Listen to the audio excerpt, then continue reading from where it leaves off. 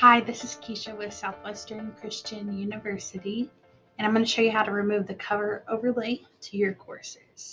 It's very simple. Just go to your dashboard, go to the hamburger dots right here at the top corner, and click on Cover Overlay, and the cover overlay will disappear, but your courses will still have the color you chose.